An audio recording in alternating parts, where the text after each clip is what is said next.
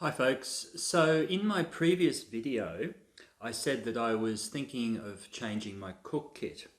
So I currently use a Toaks burner with a Trail Designs tie-try cone system. And this has worked really well for me in a whole range of different conditions. But what I wanted to do was I try and keep everything in the one pot. So this is my cook pot, which also does a whole range of other things, such as you can use it for cold soaking and so forth. This is made by Vargo, a Vargo bot. And I like to keep all my cook kit inside, so it's a compact package, and also, obviously I want to keep the weight down as well. Now, I was hoping that I could add a few more items to the inside of this cook pot, and the way I was thinking of doing that was by changing from using the tie-try to using one of these QiWiz windshields, which would take up a little bit less space in the pot and give me a bit more space to put other things like maybe a small survival kit, something like that. And I was also looking at changing the stove. So I had this homemade stove, which I put together quite a while back. And it's just made out of a soda can. It's got a series of pleats in the side of the inside section there, and the fuel sits in here, and the fuel vapors go up the side, and you can actually just set the pot on top of it like that. So it's a nice simple system. Okay, you don't need a separate stand. So that was the idea behind trying something different.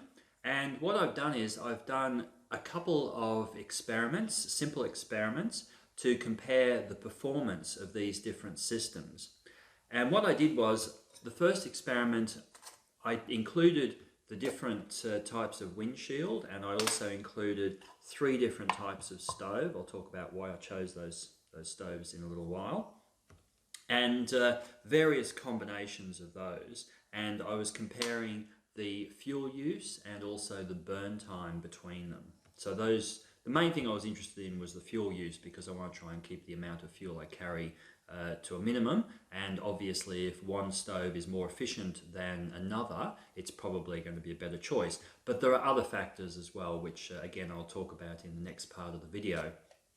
Now, hopefully this video will be of interest to people who are considering maybe one of these products, or using, different types of stoves.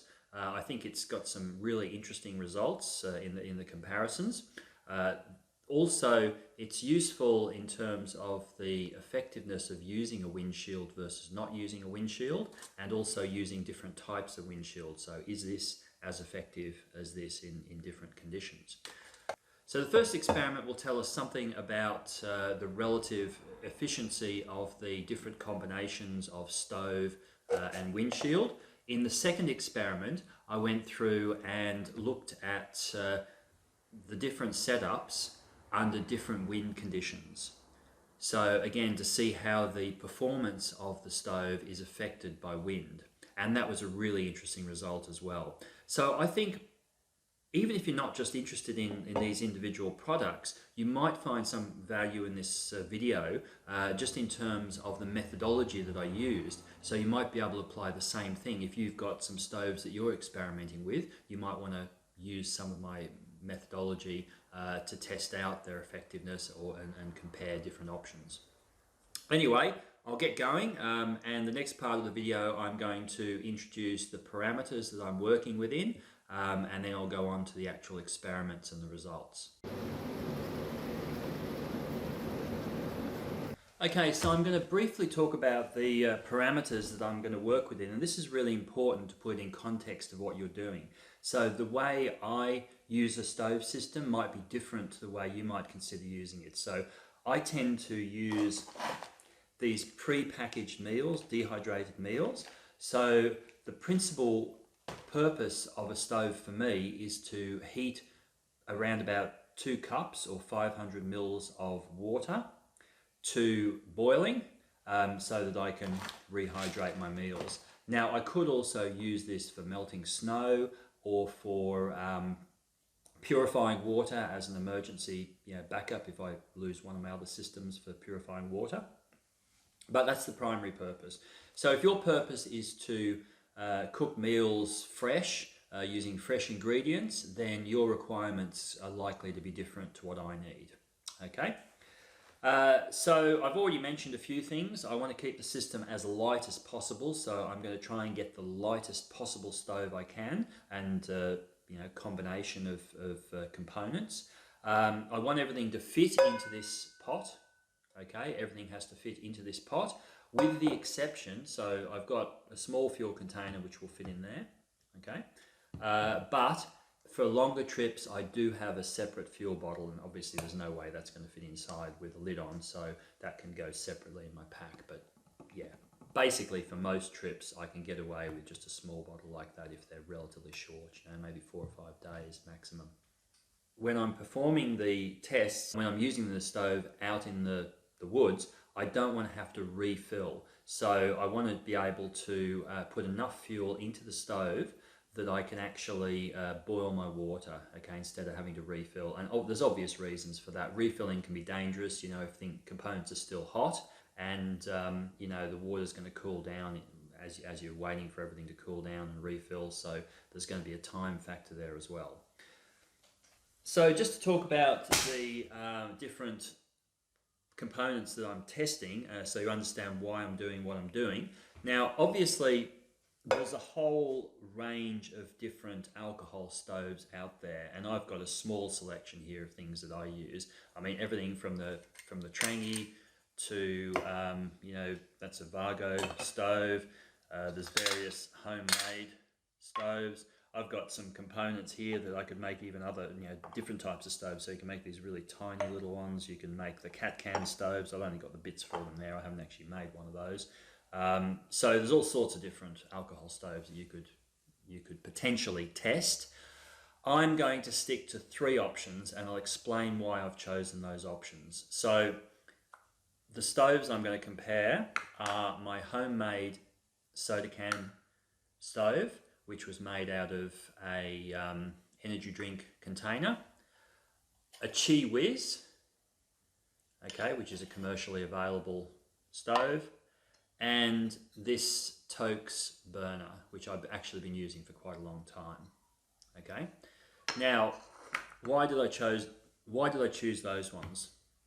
Well, the principal reason, or reasons I should say, the principal reasons are weight and compactness. All 3 of these stoves will in some way fit around my fuel container, so they take up next to no space, versus perhaps something like this, which obviously is not going to fit around there, so it's going to take up quite a lot of space in the container, a lot of real estate. Again, with this one, I used to use that in here when you fold the legs in, but to be honest, that stove didn't really work for me. I just found that it took too long to bloom, and often it would blow out if there was any kind of wind or water, rain around. So I didn't find it particularly reliable, and obviously something like this is going to be too heavy and too big. Okay, so that's my rationale. You can consider for yourself whether it's reasonable or not. I did think a can stove, I could probably almost, that didn't take up too much space if I cut that down and made it a little bit shorter, and it would fit around the bottle, so that's an option too, but I thought what I had here was enough. So that's the stove. So those are the 3 I'm going to compare between. They're all very light. That one's about 7 grams. That one's about 12. I think that might be around 20. So they're not heavy options. Obviously, there's a difference between them, and again, that might factor in when we start to look at fuel consumption. Whether the extra weight is worth it or not. Then we have the actual windshields that I'm going to be comparing, and again there's a whole range of different ones I could compare. So you've got something as simple as that, which just sits around the outside of your stove to deflect the wind. You've got these carbon felt windshields which do a similar thing. And then the 2 that I chose, this is a QiWiz, and I thought it was a good representation of these other types that you find. There's probably other designs around there as well, which is just a simple piece of titanium that slides together like that, and it's got some breather holes on one side, so the wind comes from that direction, and you've got the breather holes on the other side. Okay, pretty simple. And then we've got the tie try, which is pretty elaborate, but this does come apart and it will fit inside the pot. Okay, it just takes up a little bit more space. Obviously, this only just goes around the edge, whereas that kind of goes in towards the center and takes up a little bit more space. But it comes apart and all fits into the pot. And that's the one that I've been using most, for the last few years. So yeah, I'm comparing those two because I think that's a good enough representation of the others, and this one is quite different.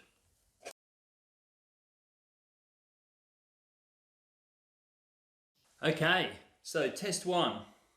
So here I've decided to look at the weight of fuel that the stove uses to boil 500 ml of water, or close to 2 cups.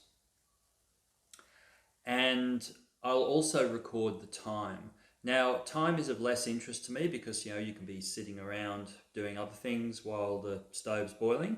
However, it does generally give you an idea of how efficient the stove is in different conditions.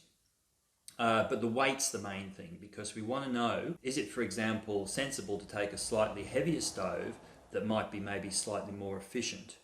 Okay, because what you lose out with the weight of the stove, you gain in the weight of fuel that you need to carry, so you don't need to carry as much fuel. So that's really important. I don't think just looking at boil time is really that useful, but it is good to have it there as well. So those are the variables that I'm going to be dealing with. I call them the response variables, or the thing that we're interested in. Now, in terms of the setup, what I'm going to do is I'm going to put up on screen a conceptual diagram that shows how I set the experiment up. Basically, we've got two things, or two factors, that we're interested in. The first factor is the type of windshield that we use. Okay, so the little QiWiz, or the larger cone style tie try. Now, I'm sure people are screaming at the screen now, wait a minute, what about not using a windshield? Okay, so what we would call a control. Okay, so in other words, no shield. Yep, you're absolutely right, but watch the next part of the video to understand why I didn't focus too much on that. Okay, so that's the first factor we're interested in, whether using different types of windshields affects the fuel consumption and burn time. The other is the type of stove, and as I've mentioned, we've got 3 different stoves that I'm comparing. Okay, we've got this little one here which uses felt, and we've got the homemade and the Toaks. So basically, the way I ran the experiment, I set up the particular stove I was going to use. So let's say we'll start with the homemade one just as an example. Okay, I filled it with fuel. Okay, and I generally tried to stick to 30 ml, or what's roughly around an ounce of fuel. Okay, that's what I thought was an appropriate amount of fuel to use to boil 500 ml, at least for the first experiment. So then I got some water in a container of known size. Okay, so I could fill it right to the rim. And I knew that was exactly 500 ml, and then I put that into my stove. Now, say for example I was going to use the QiWiz. I put that on. I get everything set up, so I would have my phone, which is recording at the moment, so I can't show you that. I'd have that onto stopwatch, okay, ready to start. I would also use this sensor here, which is just connected to a multimeter, to measure the temperature of the water, the start temperature of the water. Now, I didn't use that data for anything, but if I had found that there was a bit of a gradient, a consistent gradient in the temperature, say between, over the course of the period that I was doing the experiment, I could have considered that as a covariate in the analysis, okay? Just to I guess, improve the reliability of the results. But I didn't find that to be an issue, but I also used this probe to tell me when the water was close to boiling and had reached a rolling boil. Okay, so I can monitor the temperature with that. I also used a scale, and the scale at the start of the experiment was used to weigh the fuel in the stove. Okay, so it weighs the stove and the fuel, the combined weight, but that's fine, because as long as I weigh the stove at the start and again at the end of the experiment, I will know by subtracting the one weight from the other exactly how much fuel has been used. Okay, so that's the startup, ready to go. Stove in there. I would light the stove, get it going. I won't do that now inside the house, and pop the pot on top like that. Okay, try and keep this out of the way. I had something to hold this up before, and there we are, ready to go. And I would just press start on my phone and let it go. When the water reached a rolling boil, which was usually between 98 and 100 degrees Celsius, I would stop the timer. Okay, so I knew exactly how much time had elapsed, and in other words, how long it had taken to boil the water. I would extinguish the flame. I don't have it with me, but I had a pot that I would just stick over the top of that. Okay, extinguish the flame, and then weigh the stove again. Okay, so I did that each time. That full cycle of what I've just done there is known as a replicate. Okay, so that's a complete experimental unit. I would be recording it as I go along. Okay, so I've written everything down that I've just talked about: the weights, the temperatures, the time. Okay, also information about what stove I'm using and what windshield. So that's all the information there. Now, I couldn't just do that once, okay, for each setup. I needed to replicate for this particular design that I'd come up with. So what that means is that what I've just done there, I would repeat 3 times, and then I'd move on to the next setup. Now, actually, I didn't group things like that because experimentally it's not a good idea to put replicates of the same thing together. You should allocate treatments randomly. So, but just for the purposes of this video, what I'll say is that I would then do that 3 times. Okay, so again, set up with the stove, run the whole thing again. Okay, get all my weights and measurements, run it again. Okay, so there were 3 replicates for each combination of windshield and stove. So the reason for replicating, for doing things multiple times in science, is because there's always variability, and what you try and do is capture that variability, okay, or account for it. So some people might say, well, why didn't you do more replicates, or could you get away with less? I thought 3 was a good number because there's not a lot of variability that I've found, at least so far, in the weights, and 3 replicates should be enough to differentiate between the different means. And I think the results back me up on that. And the final thing I just wanted to mention before I go on and show you the results on the computer is I obviously didn't do this inside my house here. What I actually did was I tried to replicate fairly realistic conditions for a campsite. So I was actually under a pergola. This was up at my mother's place a few weeks ago, and surrounded by trees. There was a little bit of a breeze blowing through. I think the temperature was around 26 to 28 degrees Celsius, and there was a bit of cloud, a bit overcast.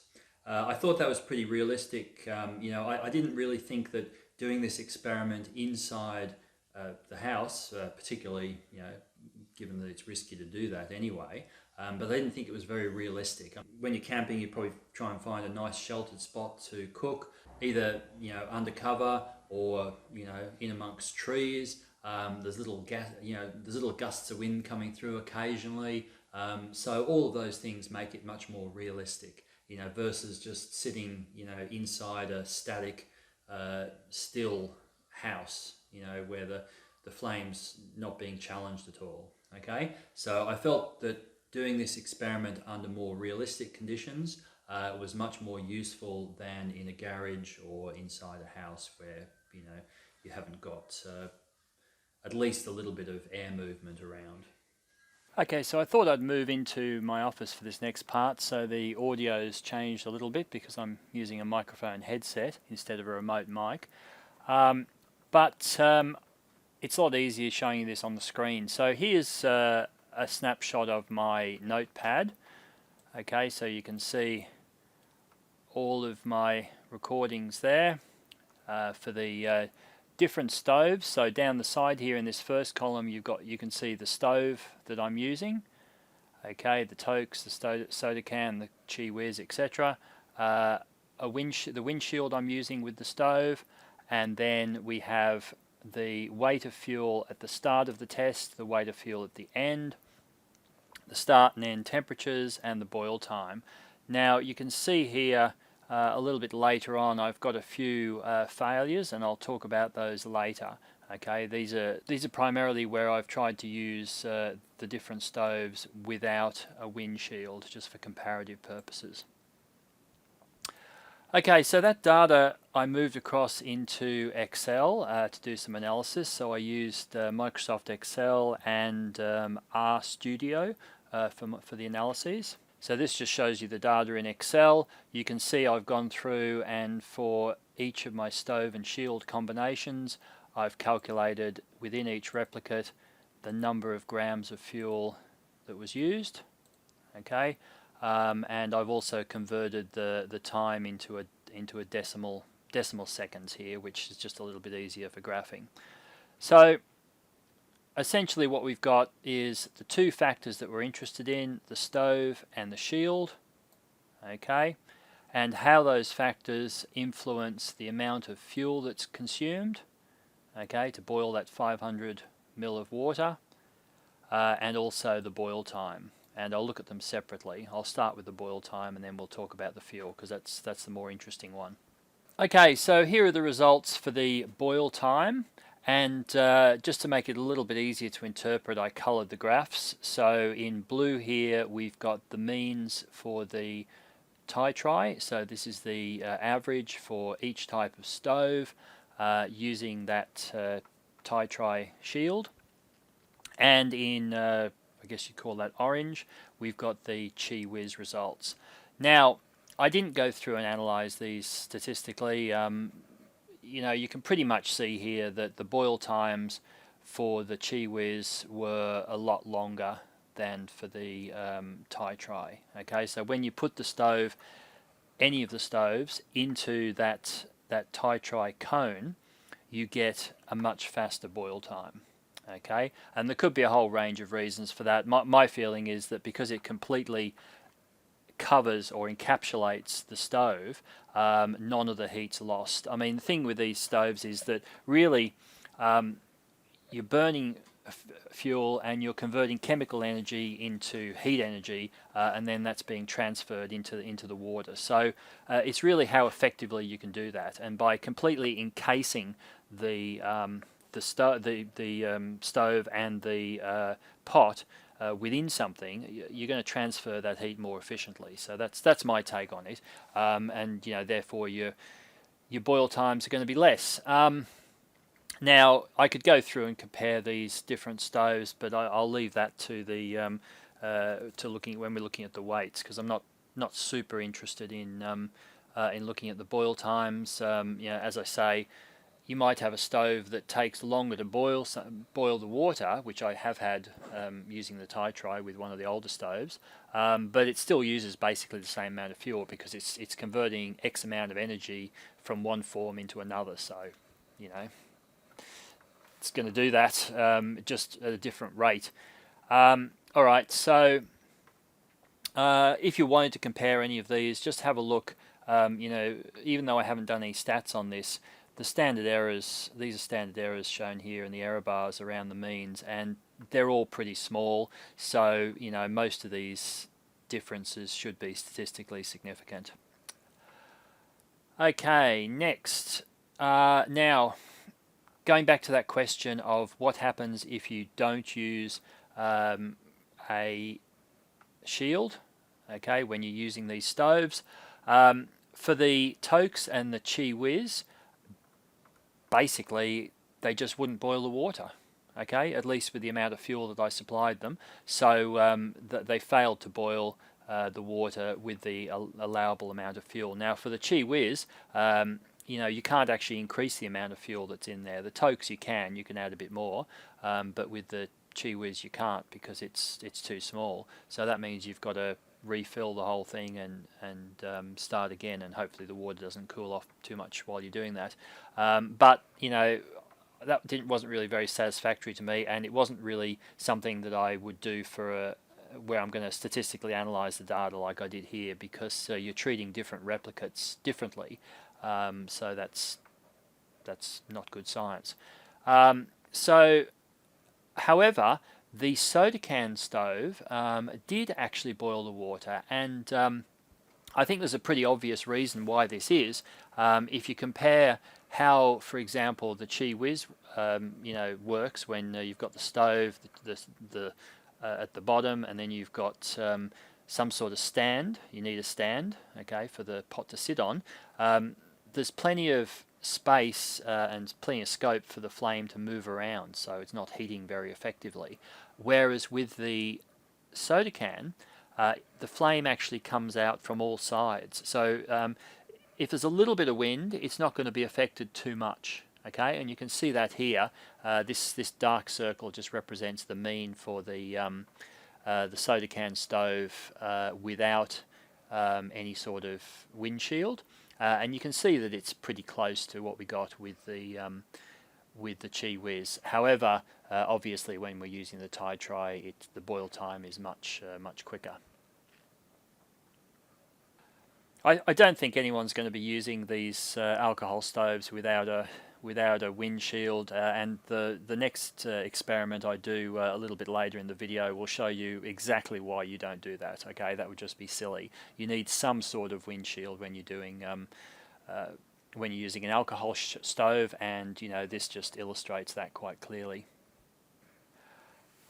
Okay, so with the fuel consumption, I did actually analyze that. I used RStudio to analyze it. It was a balanced orthogonal design. I won't explain that, but that's what it is. It's a balanced orthogonal design. So I used a two-way analysis of variance. And if anyone's seen these ANOVA tables before, you'll understand that these values over here, these p-values, tell you whether differences are significant or not.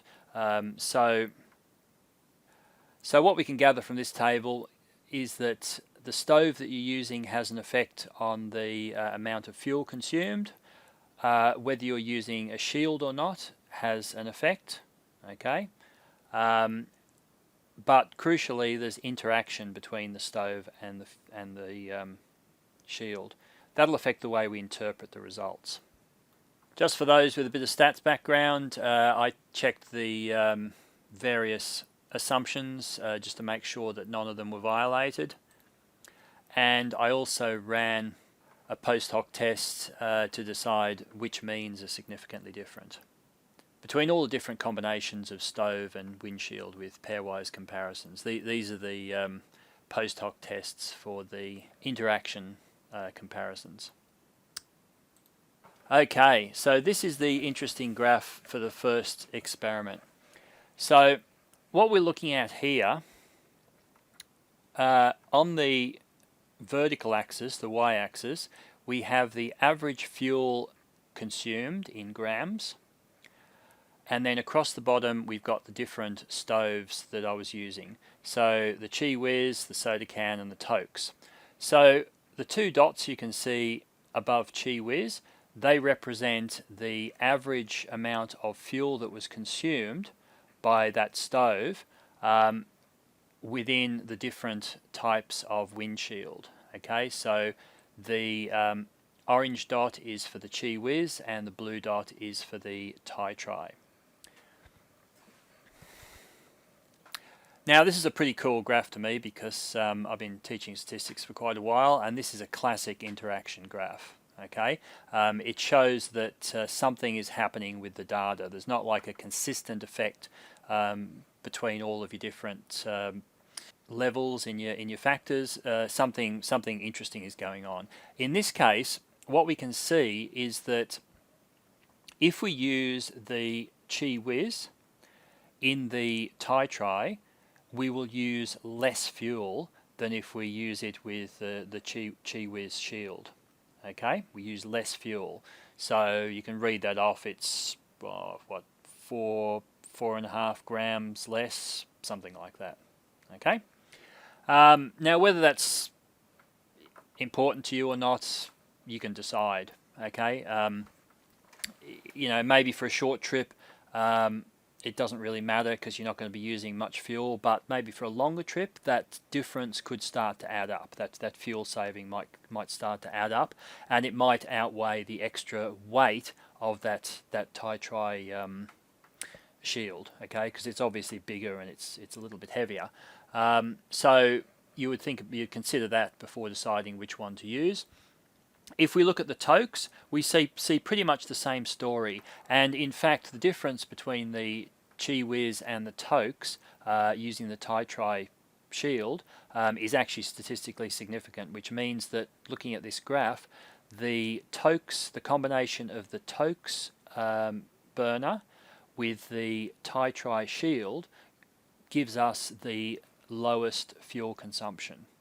Okay, so if we're aiming to use as little fuel as possible, that is a combination that we would use. Okay, and you can see when we use the Toaks in the QiWiz, the fuel consumption goes up. Actually, it didn't work very well with that, and there's probably not much you can do about it. I thought about, you know, maybe raising it up using a slightly bigger stand for it to sit under, but it's not going to work particularly well because, you know, then the pot's actually out above the windshield, so you're going to get wind blowing through between the flame and the pot, so that's not good. So, you know, the clear winner there is the Toaks with the Tri. Now, this is the interesting bit up here when we look at the soda can. With the soda can, it's almost like we're actually using a little bit more fuel when we put it into the Tri.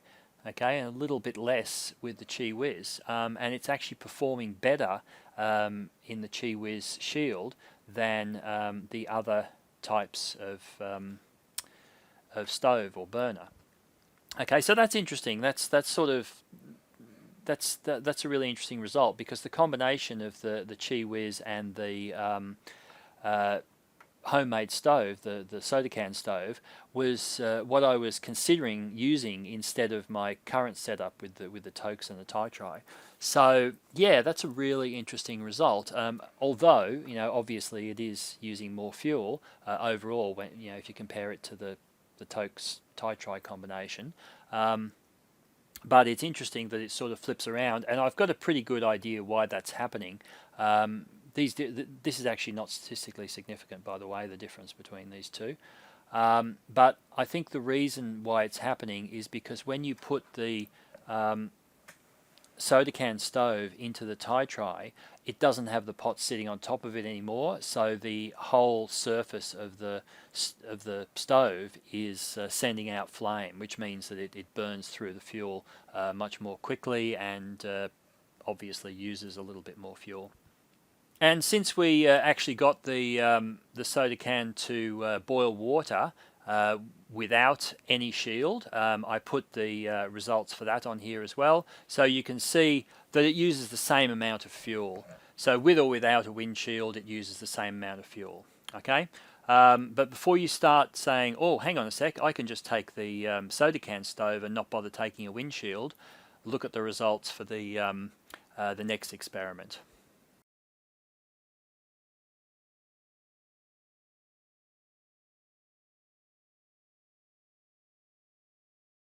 Okay, so I'm just going to quickly show you the experimental setup for test 2.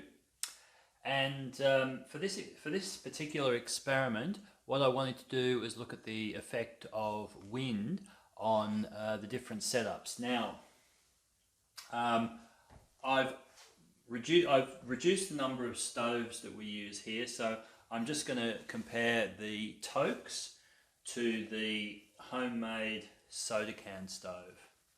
Okay, those are the only two that I'm interested in, because from my previous test it was obvious that the little QiWiz wouldn't keep up because it just couldn't contain enough fuel.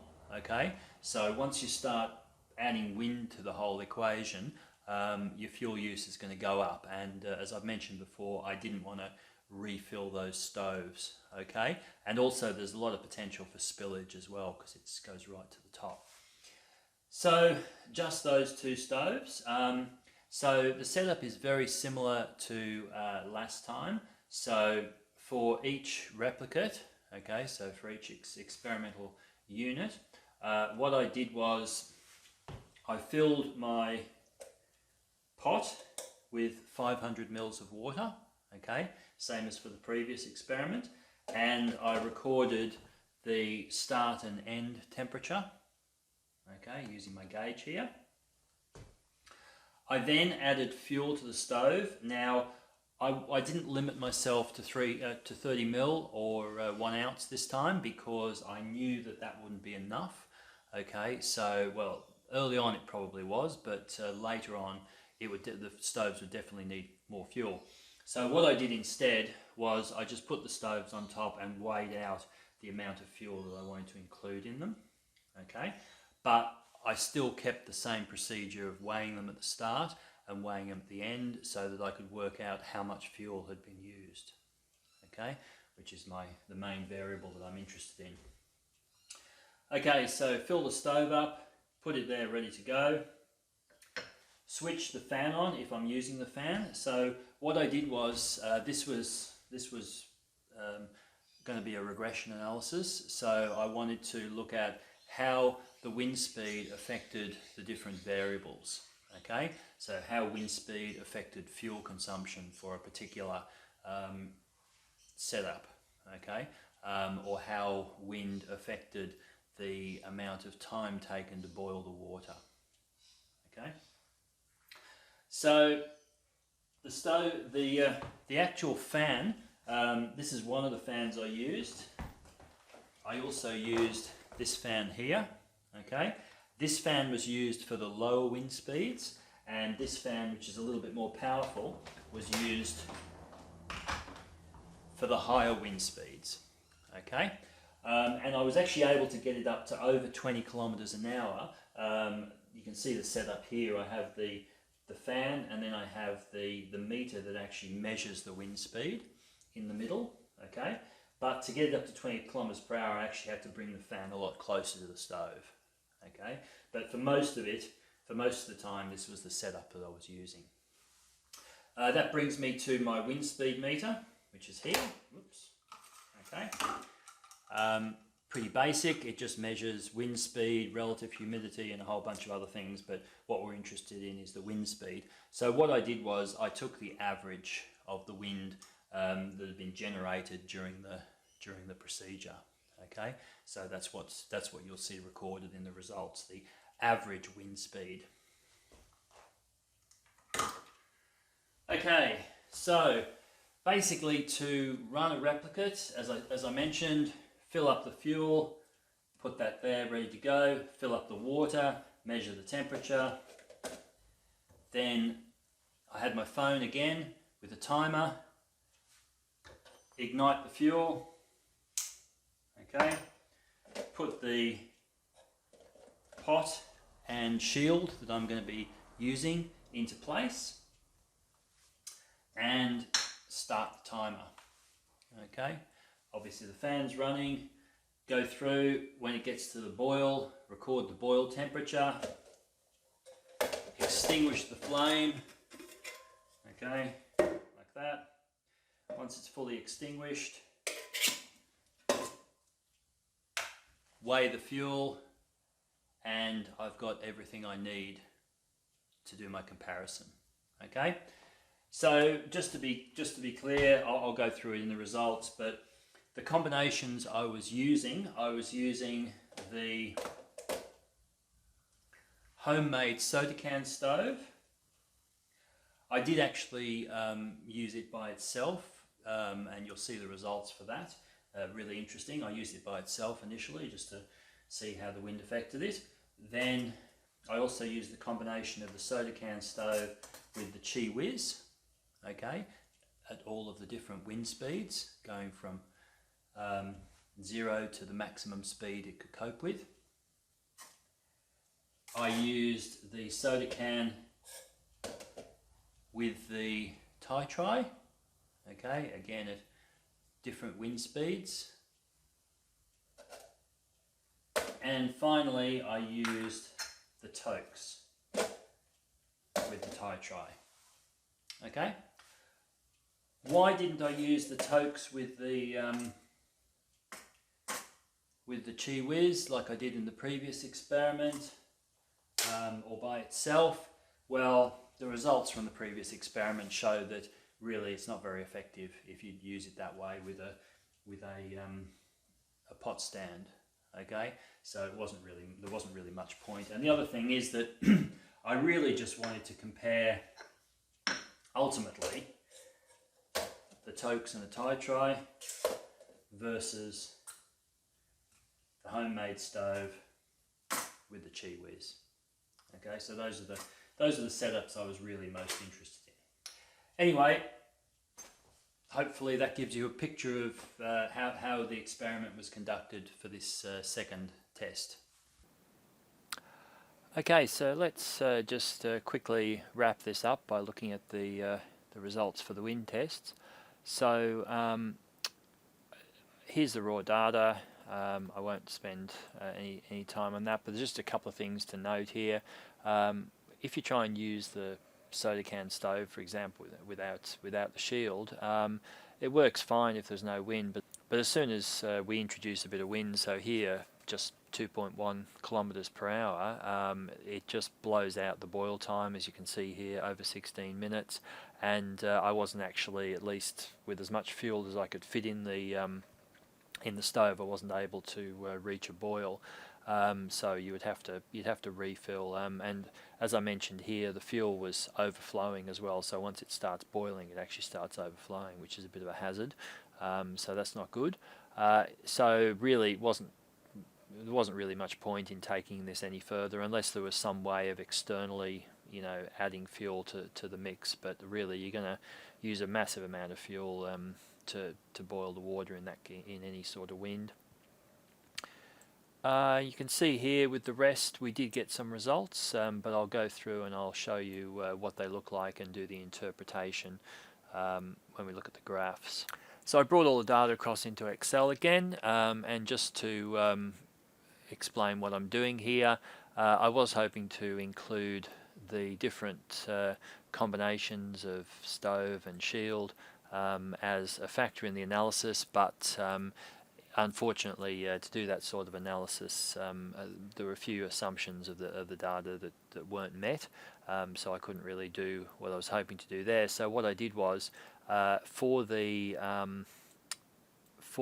combinations of stove and shield that worked under a number of different wind speed levels, I actually just did separate simple regression analyses. So I compared wind speed as the explanatory or independent variable, and either the fuel used or the boil time as the response or dependent variable. So I've only got a couple of graphs to show you. This first one just shows the relationships between wind speed on the x-axis here, so across the bottom, and boiling time in minutes on the y-axis. The different coloured dots represent the different combinations. As I've already mentioned, if you use the soda can stove by itself without a shield, it doesn't really cope with the wind, so I've only got one data point here. That's for no wind. Okay. With the soda can and the QiWiz, okay, you can see we've got a few data points here. There was no significant linear relationship there, so I haven't put a line of best fit or an equation or anything like that onto the line.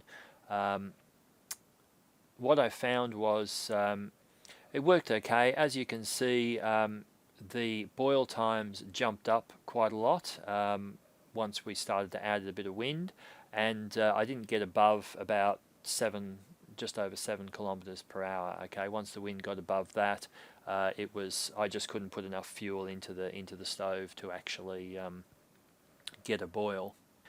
Now, looking at the soda can with the TiTri, that worked a little bit better. I was able to get it up to 10 k's an hour before I started having problems with running out of fuel. But the real standout here is the Toaks with the TiTri. As you can see, the actual boil time didn't increase a lot. Okay, it has the line of best fit has a fairly gradual slope. Okay, and I was still able to boil 500 mils of water at quite a relatively strong wind speed. Okay, so over twice the wind speed that I could with the soda can TiTri combination. So here's the graph of wind speed and fuel use in grams, and this probably is an even more interesting graph because what it actually shows here is not only does the combination of the soda can and the TiTri use more fuel than when you combine the Toaks meths burner with the TiTri, but the slope of the line is quite different. So what you'll see is for this, if you look at the grey line here, okay, and up in the equation of the line here, this first value, 1.86, that just tells you that the amount of fuel that's being used by the stove increases quite rapidly, okay, as wind speed goes up. Okay, so you can see here we started off with 0 and we went up to 10 kilometers per hour, okay, and there's quite a marked increase there. Whereas if you look at the Toaks stove with the TiTri, the increase is much slower, okay, and it copes with much stronger wind. So we're up to, around about 23 kilometers per hour here, and really there was still fuel in it, so I could have gone even higher. I think the limiting factor here is going to be just whether the wind gets too strong for you to actually be able to, set the stove up and use it. It starts blowing away or something like that. So that's a really impressive result, I think. And looking at the again, this first value in the equation, this yellow text here, 0.6. What that's basically telling me, if you compare the 1.86 for the soda can and TiTri to the 0.6 for the Toaks and the TiTri, basically it's the fuel consumption is increasing at a third of the rate. Okay, or put another way, the fuel consumption of the soda can stove increases 3 times as quickly as the Toaks. Okay, so that combo there is just the absolute sweet spot. Okay, that's the bee's knees. It's just, the conditions are getting worse, you're getting stronger and stronger winds, but you're not getting a big increase in fuel consumption. So really, from my perspective, that just says that that's a really reliable setup to use, because, you're not going to be penalised a great deal in terms of the amount of fuel that you're having to use, as the wind's increasing. And it'll cope with really bad conditions and still boil water. So it's a really reliable option that performs incredibly well.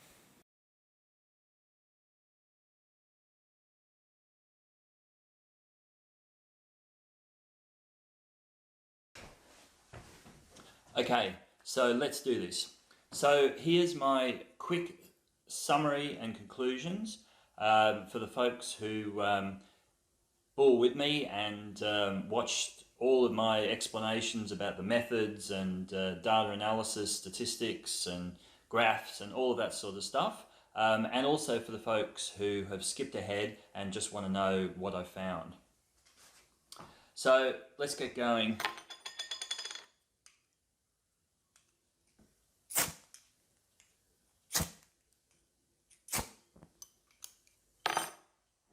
Okay, nothing like a bit of drama.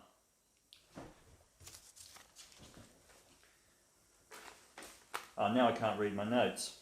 So the QiWiz. It doesn't have much capacity, so less than 30 mils or an ounce, which makes it quite difficult to boil 500 mils of water. You can do it if you're using the QiWiz Shield, but only really in still conditions. So if you need to add more fuel, I've mentioned before, I don't really like the idea of that. Also, because the fuel is very close to the top, it's easy to spill. I'm not particularly keen on the felt either, because you can't really retrieve the fuel from there, which you can with the other stoves. Maybe you could improve the performance by sort of changing the height of the stove. That's something I haven't looked at and could be something perhaps that people look at in future. But from my perspective, it's not really a practical solution, and the slight weight saving over the other options, well actually there's no saving compared to the homemade stove, which is actually a little bit lighter. So overall, the tribe's spoken. Sorry, QiWiz. Now, the homemade stove, this is an interesting one. So it's got the capacity for extra fuel if you need to add it. So I was able to boil the water at higher wind speeds, for example, by adding more fuel. It's and that capacity could be improved by just making the bottom part of the stove a little bit taller. Okay, so you're making the stove yourself, you can make it as tall as you want within reason. So that's great. It's the only stove that will actually boil water without a windshield, but that's only in still conditions. Okay, so it has to be absolutely still. If there's even like 1.5 kilometre per hour winds, it's going to slow it right down and you're going to have to add more fuel. It's also the only stove that doesn't require a pot stand if you're using the QiWiz. Okay, so that combination of this stove with the QiWiz would be the lightest option, and it may be good for, say, really short trips, where you're just trying to get the weight as low as possible. Okay, so that's potentially where I would use this. Some of the cons for this particular stove, well, it's got a crazy flame to start with. I mean, look at that, that's mad, at least when there's no pot on top of it. Okay, and what I've found is that when you have to add fuel to compensate for the bit of wind or something like that, it's really easy for that to boil over. Again, you could probably increase the height to help fix that, but you can see these burns around here, with the flames coming out the side and the fuel spilling, and that this stove did quite a lot of damage to my timber cutting board. So yeah, it's a bit of a crazy option. It's certainly the lightest. The fuel consumption is definitely greater than the Toaks stove, and there'll be a point where that fuel saving actually means that you're better off taking the Toaks rather than this one. And I think just from a safety point of view as well, and the fact that the Toaks copes much better with strong wind when it's combined with the Tri. Okay, so this combination is fine if the winds are light, but as soon as they start to get stronger, it gets to the point of diminished returns, really, because the fuel consumption just ramps up really quickly. Okay, so from my perspective, it's probably fine for short trips where you're going to be in shelters and things like that, but for longer trips, or where you want to be 100% sure that you can actually boil water and do all that, it's not really the ideal option. So again, the tribe has spoken. Thank goodness for that. And we're back to what I think is the best option, at least from the tests that I've done, okay? And that's the Toaks. Now, you can see how it's got that beautiful focused flame, which means that the flame, you know, with a small pot like this, the flame's just where you want it, okay? It's not sort of all over the place, you know, it's focused right on the center of the pot, okay, which is great. It's got the capacity to add more fuel if you need to, so you know you can put 30 mils of fuel in there, or you can put more. Okay, so as the wind speed increased, I added fuel. However, talking about wind speed, when you use it in combination with the Tri, the wind actually, the fuel consumption actually doesn't go up that much with increased wind speed. Okay, it gradually increases. Okay, and you will have seen those from the regression lines that I added to my graphs. It increases slowly compared to, say, the QiWiz with the homemade stove, which means that it's going to be a more reliable option. Okay, because you know, if you do happen to have a really windy day and you're trying to cook, you know, this is going to work. Okay, I mean, I had it boiling water in 23-kilometre-an-hour winds, you know, with the fan literally sitting right next to it, you know, just blasting out at full power, okay? And it still boiled the water, and it still boiled the water reasonably quickly and with, you know, not too much extra fuel, okay? I could still fit all the fuel I needed within the burner. You can't use it without the shield because you need something to hold the pot in place, okay, when you put the pot in there. So that's a disadvantage, I suppose. But you know, I think overall the safety, I mean, it's a very controlled flame. It hasn't sort of caused any problems for me, you know, in terms of other things catching fire. It's reliable in, you know, quite strong wind conditions, very variable conditions. It's consistent in terms of the fuel consumption, relatively consistent. And what else can I say about it? Well, I suppose another important thing is that I've had it out in rain, and the rain doesn't seem to bother it too much either. So I haven't done any testing on that. That might be something interesting to do in future. But yeah, I've had it in rain, and you know, I've still been able to boil water, no problems at all. Just note that I did all of these tests without a lid on my pot. Okay, so the performance is going to be even better with a lid, but just for practical purposes, for doing the experiments, I couldn't really do that. And yeah, that's pretty much all I wanted to say. This is my recommendation. What I'll do is I'll give you an indication of the break-even point. So how many days fuel you'll need to be carrying for the savings to actually make a difference. But, you know, again, I think from a safety point of view and a reliability point of view, this would be my preference. Okay, I'd rather have something that I know is going to boil the water for me, and I'm, you know, not going to have to be constantly filling it up, and you know, just to get the water boiled. So just a few things for the future. If anyone's thinking about doing more experiments, I mentioned the height of the stove. You could do that with any of these stoves except for this one, really, because it's designed for the pot to sit on top. But you could change the height that you make the top section of the stove. So that might be an interesting thing to look at for, you know, future studies, to see whether that has an impact on boil time and fuel consumption and things like that. Also, temperature is another interesting thing. So, you know, I stuck with a fairly consistent temperature, you know, around 24 degrees for the water. But what if you have really cold water? You know, I mean, that could potentially affect the soda can stove quite a lot, because the water is sitting right on top of it. Okay, so cold water could potentially have an effect there, whereas it shouldn't with the other stoves. But, you know, that might be something to look at, and how that affects your fuel consumption and so forth. So, yeah, I'm sure there are lots of other interesting things you could do. There are lots of different types of stoves that you could also compare using similar methodologies to what I've shown you. So hopefully this has been interesting for people, and I know it's been a long video, but you know, I'm hoping that there is value in there for everybody. So thanks again, and I'll see you next time.